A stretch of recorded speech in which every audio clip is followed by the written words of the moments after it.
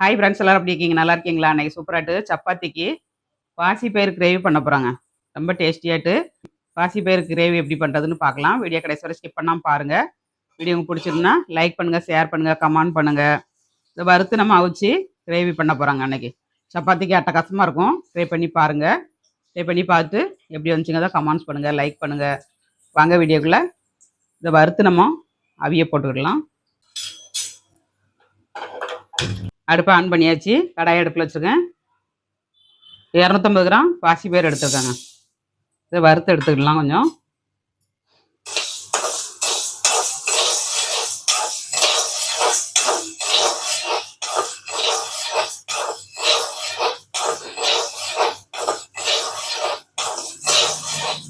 கொஞ்சம் நல்லா வறுத்துக்கலாம். செவக்க இந்த அளவுக்கு கலர் சேஞ்ச் ஆகுது அளவுக்கு வறுத்துக்கங்க. இதை நம்ம குக்கரில் ஆட் பண்ணி கழுவிக்கிடலாங்க. கழுவி நம்ம தண்ணி விட்டு வேக வைக்கணும். இப்போ நல்லா வறுபட்டுச்சு. நம்ம அடுப்பை ஆஃப் பண்ணிவிட்டு குக்கரில் ஆட் பண்ணிடலாங்க.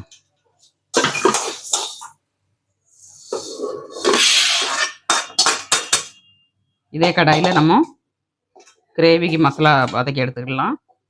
இதை நல்லா கழுவி எடுத்துக்கலாங்க. இப்போ நல்லா கழுவி வச்சுங்க. தண்ணி விட்டு வேக வச்சுக்கலாம். குக்கரை மூடி வச்சுக்கலாங்க. ஒரு 4 விசில் விடட்டும். நம்ம ஓப்பன் பண்ணிடலாம். அடுப்பை ஃபுல் ஃப்ளேமில் வச்சு ஒரு 4 விசில் விட்டுடுக்கங்க. உங்கள் குக்கருக்கு தந்துவிடுங்க. சில குக்கர் வந்து சீக்கிரமாக வந்துடும், சில குக்கரில் வேகிறதுக்கு லேட் ஆகும். விசில் அடிச்சுக்கிட்டே இருக்கும், வேகாது. நான் 4 விசில் விட்டு எடுக்க போகிறேன். நீங்கள் உங்கள் விசிலுக்கு தந்துடி விட்டு எடுத்துக்கோங்க. இப்போ சப்பாத்திக்கு மாவு பிசைஞ்சிக்கிடலாங்க. நான் சின்ன சின்ன பாக்கெட்டாக தான் வாங்குவேன். மும்பையிலலாம் நம்ம பாக்கெட்டில் 5 கிலோ 10 கிலோ கோதுமை வாங்கி திரிப்பாங்க. இப்போ சென்னைக்கு வந்து திரிக்கதே கிடையாது. பாக்கெட் மாவு தான், ஆசீர்வாத ஆட்டா தான் வாங்குதேன்.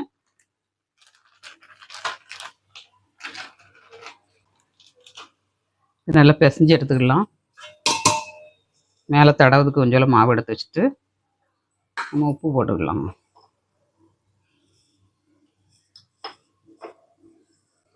தண்ணி விட்டு பிசைஞ்சு எடுத்துக்கலாம்.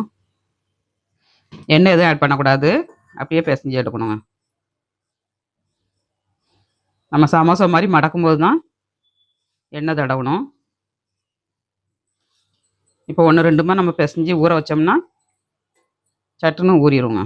மாவு வந்து பிசையதுக்கும் ஈஸி. ரொம்ப நேரம் போட்டு பிசையாண்டேன். சிலவங்க வந்து சின்ன சட்டியில் போட்டு 1/2 மணி நேரம் பிசைவாங்க இருந்து. இந்த மாதிரி அகலமான பேசனில் போட்டு பிசைங்க. நிறைய டிப்ஸ் போட்டிருக்கேன் நான். கோதுமை மாவு சப்பாத்தி பிசைறது, கோதுமை மாவு பிசைறது, சப்பாத்தி போடுறது எல்லாம் வீடியோ எடுத்து போட்டிருக்கேன். பார்க்காதவங்களுக்கு சொல்கிறேன். இந்த மாதிரி பிசைஞ்சு எடுத்துக்கணுங்க. அகலமான பாத்திரத்தில் சின்ன குண்டாலில் போட்டு பிசைஞ்சிங்கன்னா உங்களுக்கு வந்து லேட் ஆகும். மாவும் இழுத்து பிசைய முடியாது.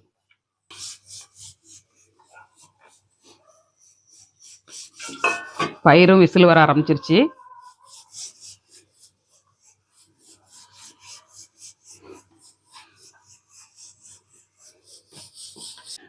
மாவு பிசைஞ்சாச்சுங்க. அவ்வளோதாங்க. இப்படி 1 2மா பிசைஞ்சு நம்ம மூடி வச்சோம்னா சட்டுன்னு ஊறிடுங்க.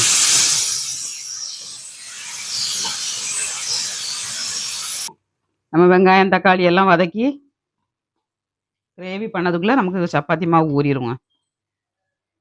இது ஊறட்டும். அதுக்குள்ளே வெங்காயம் தக்காளிலாம் கட் பண்ணி ரெடியாக வச்சுக்கலாம். பயிரும் ரெடி ஆயிருங்க. பாசி பயிர் வந்து வெந்துருச்சுங்க. நல்லா சாஃப்டாக வெந்துருச்சு 4 விசில்லே. இப்போ நம்ம கடாயை அடுப்பில் வச்சுக்கலாம்.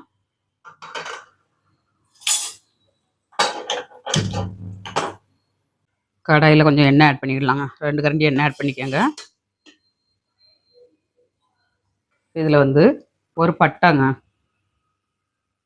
நட்சத்திரப்பூ 1, கல்பாசி கொஞ்சம், ஒரு 4 லவங்கம், 2 ஏலக்காய், 1/2 ஸ்பூன் சோம்புங்க ஆட் பண்ணிடலாம். இதுக்கு வந்து மசாலா தாங்க, நல்லா டேஸ்ட்டாக இருக்கும். ரேஸாக பொரிஞ்சதும் நம்ம வெங்காயம் 2 வெங்காயம் ஆட் பண்ணியிருக்கலாம். சின்ன வெங்காயம் பாதி, பெரிய வெங்காயம் பாதி போட்டிருக்கேன்னா. சின்ன வெங்காயம் போட்டாலும் ரொம்ப நல்லா இருக்குங்க. பெரிய வெங்காயம்னா 2 போட்டுக்கோங்க.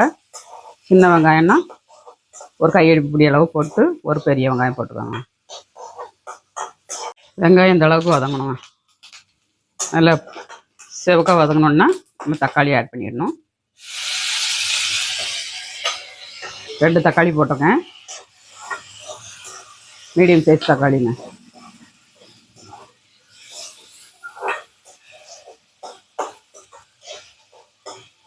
நான் 250 கிராம் பாசி பேருக்கு பண்ணுறேன். நீங்கள் அதுக்கு தகுந்தபடி மசாலா எடுத்துக்கோங்க. அது கொஞ்சம் வதங்கட்டும். கொஞ்சம் உப்பு ஆட் பண்ணிடலாம். தக்காளி வெங்காயம் வதங்கிறதுக்கு கொஞ்சமாக கல் உப்பு ஆட் பண்ணிடுறாங்க.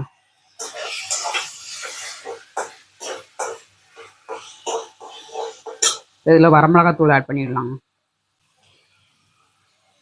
2 ஸ்பூன் வரமிளகாத்தூள் போட்டுக்கோங்க.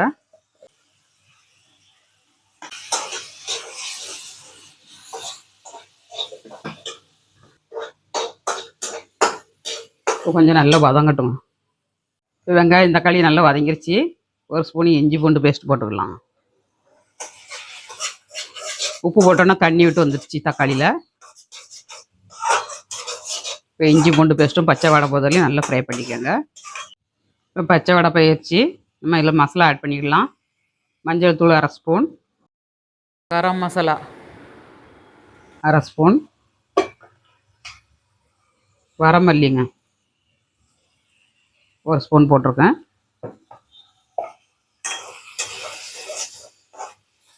நல்லா ஃப்ரை பண்ணிக்கோங்க.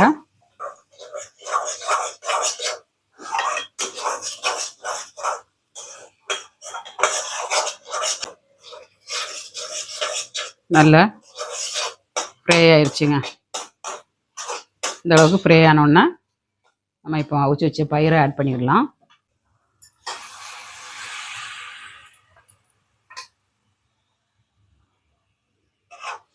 தண்ணி கரெக்டாக வச்சாங்கன்னா வேஸ்ட் போகாதுங்க உங்களுக்கு.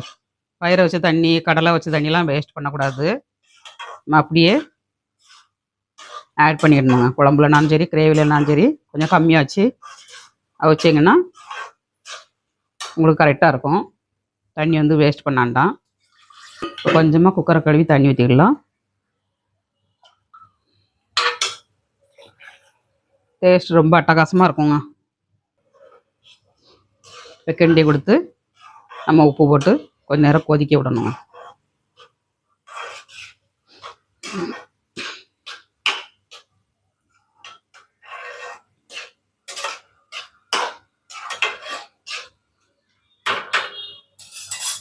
ஃபஸ்ட் நம்ம 1 ஸ்பூன் உப்பு போட்டிருக்கோம்.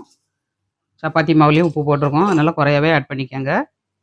கொஞ்சம் மல்லித்தழை போட்டு கொதிக்க விட்டுக்கிடலாங்க. அப்பப்போ கிண்டி கொடுங்க. ஒரு 5 நிமிஷம் நல்லா கொதிக்கட்டும். மசாலாலாம் நல்லா வந்து ஒன்று சேர்ந்து வரணுங்க.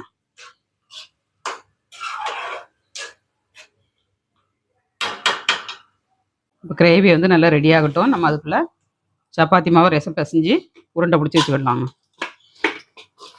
நல்லா ஊறிடுச்சு பாருங்க மாவு. இந்த மாதிரி நல்லா ஊறணுங்க. நம்ம வந்து உருண்டை பிடிச்சி வச்சுக்கிடலாம்.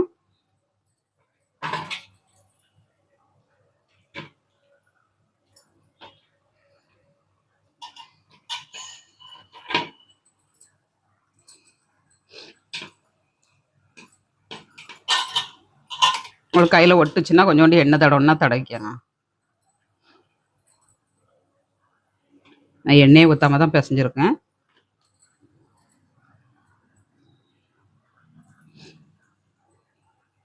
சரியான வெயிலுங்க சென்னையில். அப்பாப்பா, ஏன் தான் இந்த வெயில் அடிக்க தெரியல. மழை வர மாதிரி இருக்குது, மழையும் விட மாட்டேங்குது. நைட்டு டின்னருக்கு தான் நான் பண்ணுதேன். 6 மணி தான் ஆகுது. 6 மணிக்குள்ளே நம்ம 7 மணிக்குள்ளே முடிச்சாதான் கிச்சனில் நிற்க முடியுங்க. அதெல்லாம் நிற்க முடியாது. நைட்லாம் பண்ணவே முடியாது கிச்சனில். ரொம்ப முறிவிட்டு வரும்.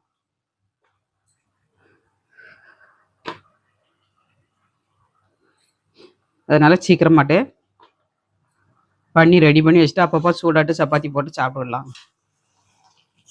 கிரேவியும் கிண்டி கொடுத்துக்கலாம்.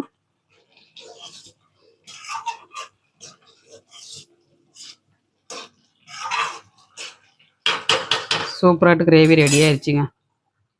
கொஞ்சம் கொதிக்கட்டும். எல்லாத்தையும் உருட்டி எடுத்துக்கலாங்க. அப்படி நான் எப்போதுமே மாவு வந்து இந்த பேசனில் தான் பிசைவேங்க. மும்பையில் வச்சு இந்த பேசனில் தான் பிசைவேன்.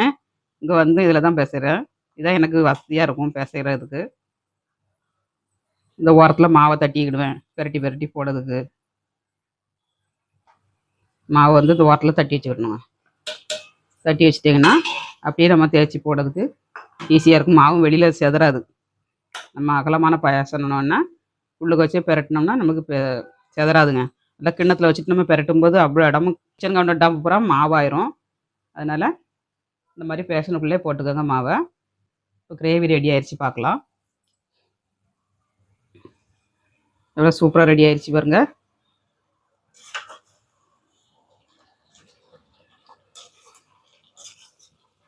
அட்டகாசமாக இருக்குங்க டேஸ்ட்டு.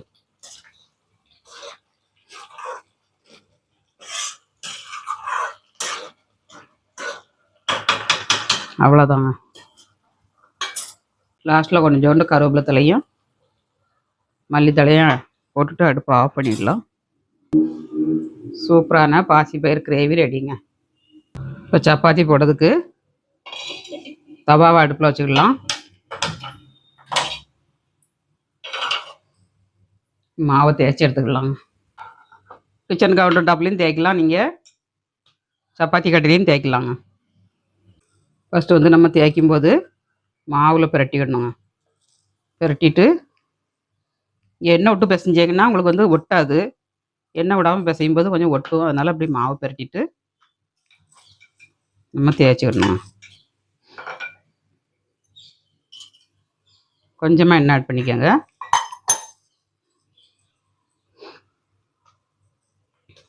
இப்படி சமோசா மாதிரி மடக்கிக்கிடும். கொஞ்சம் கோணல் முனலாக போகும், ஆனால் சாப்பிட்டா கிடைக்குங்க. நமக்கு அடுக்கடுக்காக லேயர் வந்து கிடைக்கும்.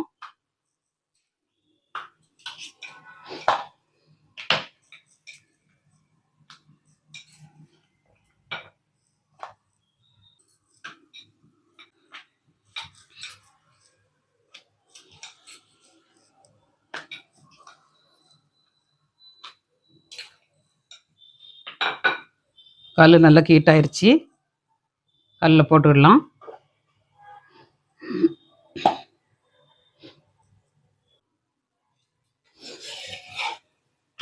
போட்ட உடனே பிரட்டி கொடுத்துடணுங்க. அப்படியே போடக்கூடாது. அப்படியே போட்டிங்கன்னா பிடிக்க ஆரம்பிச்சிருங்க.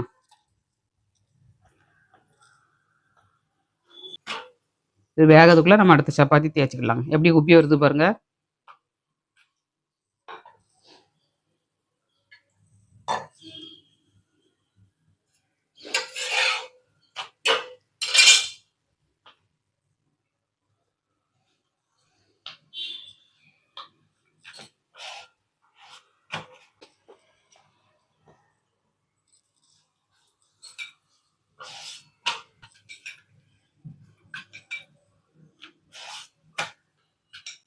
அடுப்புக்கிட்ட ரெண்டு நம்ம தேய்ச்சி போட்டோம்னா ரொம்ப ஈஸியாக போட்டு எடுத்துடலாம். வேலையும் சட்டுன்னு முடிஞ்சிருங்க. கரெக்டாக உட்காந்துருந்து தேய்ச்சி அதை எடுக்கிறதுக்குள்ளே 2 மணி நேரம் ஆயிரும் நமக்கு. ஒரு சப்பாத்தி வெந்துருச்சு, நம்ம எடுத்துக்கலாம். அடுத்தது இன்னொன்று போட்டுக்கலாம். டக்கு டக்குன்னு முடிஞ்சிருங்க வேலை. மற்ற டிஃபன் பண்ணதோட சப்பாத்தி போடுறது ரொம்ப ஈஸி.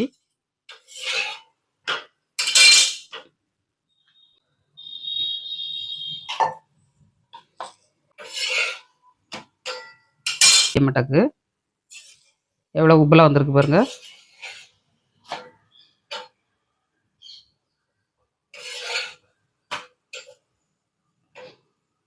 நல்லா புசு புசுன்னு வருங்க.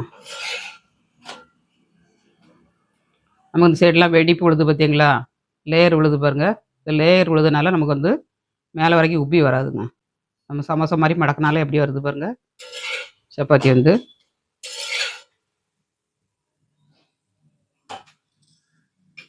அடுத்தது போட்டுக்கலாம். இப்போ நான் அவ்வளோதான் போட்டிருக்கேன். அப்புறம் தேவைக்கு தகுந்தபடி நம்ம அப்புறமா போட்டுக்கலாம். அந்த ஒன்றையும் போட்டு எடுத்துக்கலாம்.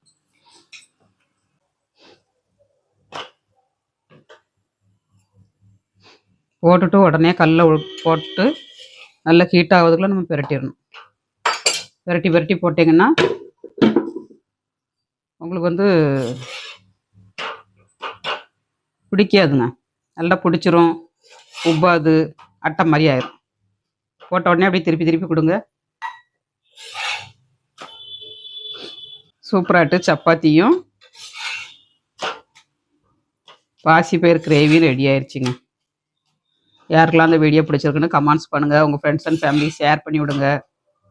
ரொம்ப டேஸ்டியாக இருக்குங்க. சிலவங்க வந்து வெங்காயம், கேரட்டு, பீன்ஸு, உருளைக்கிழங்கு இதை தான் போட்டு சப்பாத்திக்கு வைப்பாங்க. வேறு எந்த சைடிஷ்டும் பண்ணவே மாட்டாங்க. நம்மளுக்கு அது இப்போ சாப்பிட்டு சாப்பிட்டு பழகுறதுனால அப்படியே பிடிச்சிருச்சு. நாங்கள் பாவைக்காய் கூட வச்சு சாப்பிடுவோங்க. கேரட்டு பொரியல், பீன்ஸ் பொரியல், முட்டைக்கோஸ் பொரியல் எல்லாமே வச்சு சாப்பிடுவோம் நாங்கள். மகாராஷ்டிராவில் வந்து இந்த மாதிரி தான் சாப்பிடுவாங்க. நாங்களும் அப்படியே பழகிட்டோம். நல்லா இருக்குங்க டேஸ்ட்டு. அடுப்பு ஆஃப் பண்ணிடலாம். சூப்பராகிட்டு சப்பாத்தி போட்டாச்சுங்க. சாப்பிட்டு பார்க்கலாம் வாங்க. உங்களுக்கு ரொம்ப நேரம் வரைக்கும் சப்பாத்தி காயாமல் இருக்கணும்னா இங்கே என்ன செய்யணுன்னா, இந்த மாதிரி கிச்சன் கவுண்டர் டாப்லையாவது சப்பாத்தி கட்டையிலையாவது வச்சு இந்த மாதிரி அடிச்சு விடணுங்க. நல்லா புரோட்டா மாதிரி அடிச்சிங்கன்னா அவ்வளோ சாஃப்டாக இருக்குங்க. இல்லைங்களா? இந்த மாதிரி பண்ணணுங்க. இந்த மாதிரி நீங்களும் வீட்டில் ட்ரை பண்ணுங்கள். ட்ரை பண்ணிட்டு எப்படி வந்துச்சுங்க அதை கமெண்ட்ஸ் பண்ணுங்கள். சப்பாத்தியும் கிரேவியும் வச்சு சாப்பிடலாங்க. வாங்க சாப்பிட்றதுக்கு. சூப்பரான சப்பாத்தியும் கிரேவிங்க.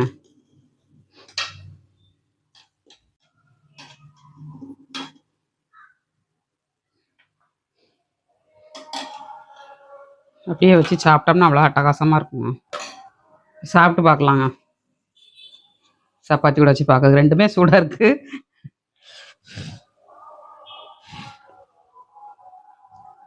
பொறுமை இல்லைங்க, மனுஷனுக்கு வந்து பொறுமையே கிடையாது. கொஞ்சம் ஆற விட்டு சாப்பிடலாம். வீடியோ எடுத்த உடனே சாப்பிட்டா தான் அது சாப்பிட்ட மாதிரி இருக்கு. சாப்பிட்டு பார்க்கலாங்க.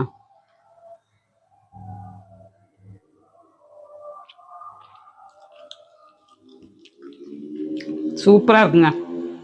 உண்மையிலே டேஸ்ட் அட்டகாசமாக இருக்குது. நீங்களும் ட்ரை பண்ணி பாருங்கள். ட்ரை பண்ணி பார்த்து எப்படி வந்துச்சுங்க அதை கமெண்ட்ஸ் பண்ணுங்கள், லைக் பண்ணுங்கள், சப்போர்ட் பண்ணுங்கள்.